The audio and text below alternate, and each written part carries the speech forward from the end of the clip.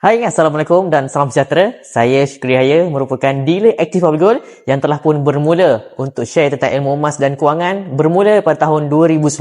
Alhamdulillah, hari ini saya telah pun berjaya untuk memiliki penyimpan emas hampir 2,000 orang bersama dengan isteri saya, Cikgu Ayu Syafiqah, dan hari ini kami punya empire seramai 7,000 orang ketika mana video ini direkodkan. Tuan-puan, hari ini saya tidak keseorangan, tapi saya bersama dengan satu tim yang cukup-cukup agresif dalam membantu masyarakat pada hari ini untuk tahu dan mengenal erti simpanan dalam Public Gold, iaitu tim 5G Associate dan juga tim G100 Network. Saya juga tidak belajar membuta tuli, tapi saya juga belajar bersama dengan Tuan Mentor, Tuan Muhammad Zulkifli Syafi'i, penulis buku bestseller, buku Wang Emas dan juga Misi Bebas Hutang, di mana beliau pada hari ini merupakan mentor kami semua, di mana beliau sudah pun ada penyimpan emas seramai hampir 1 juta orang empire di seluruh Asia Tenggara.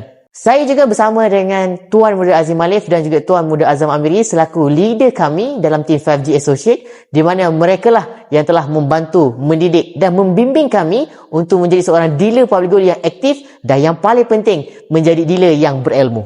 Tuan-puan, hari ini Public Gold sudah pun ada lebih daripada 2 juta penyimpan emas. Dan hari ini bukan lagi soal kenapa saya perlu menyimpan di Public Gold, tetapi tuan-puan perlu menilai dengan siapa tuan-puan mahu dibimbing. Kerana dealer yang aktif akan membantu tuan-puan untuk capai impian tuan-puan, iaitu sehingga mencapai 1 kilogram yang pertama. Tuan-puan, jujur saya kata tak ramai dealer aktif. Walaupun dalam Public Gold ada lebih daripada 30,000 orang dealer, tapi tuan-puan berhak untuk memilih sesiapa sahaja untuk bimbing tuan-puan pada hari ini untuk capai financial freedom. Tuan-puan, jangan tak sangka di mana bermula daripada 1 gram yang pertama, akhirnya tuan-puan mampu untuk bebas hutang, mampu beli rumah yang pertama, dan apatah lagi, mampu untuk jana income pasif 5 ke 10,000 sebulan.